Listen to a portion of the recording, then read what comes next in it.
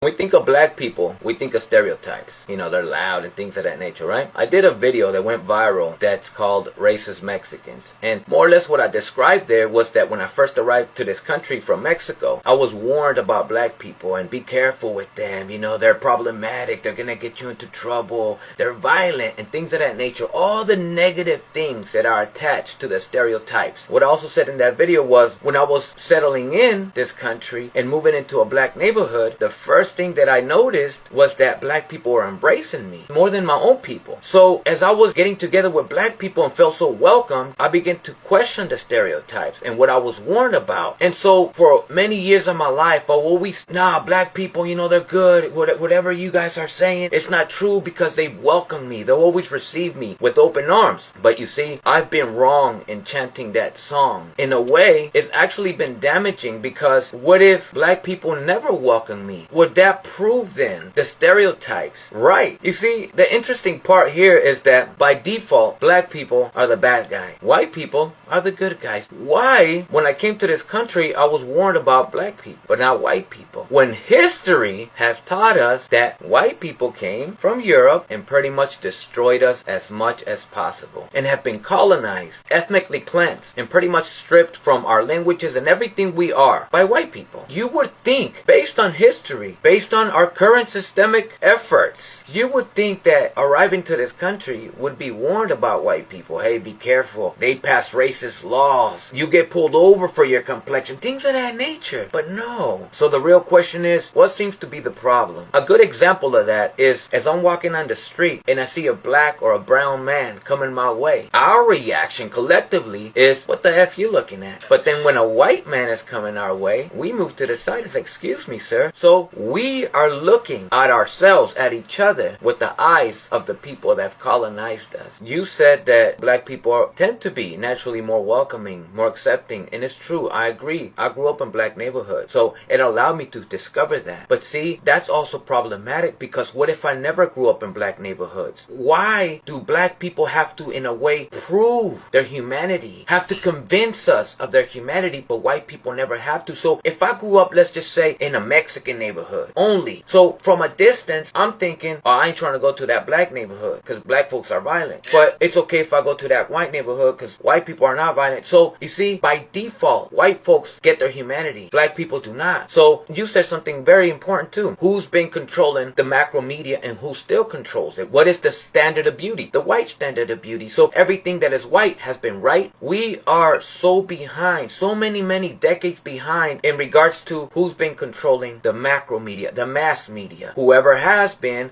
controlling how we see the world, the images and the messages, subliminal messages. But also, one of the best things you said that I completely agree and it plays the biggest part is the victor gets to write our history. And so we've been depicted as the bad guys. And the conqueror, the colonizer, the slaver has depicted himself as the good guy. And unfortunately, due to indoctrination and white supremacist ideologies that have been forced onto us and we've adopted and unfortunately practiced, we have been treating and viewing each other with the eyes of the white supremacist white man.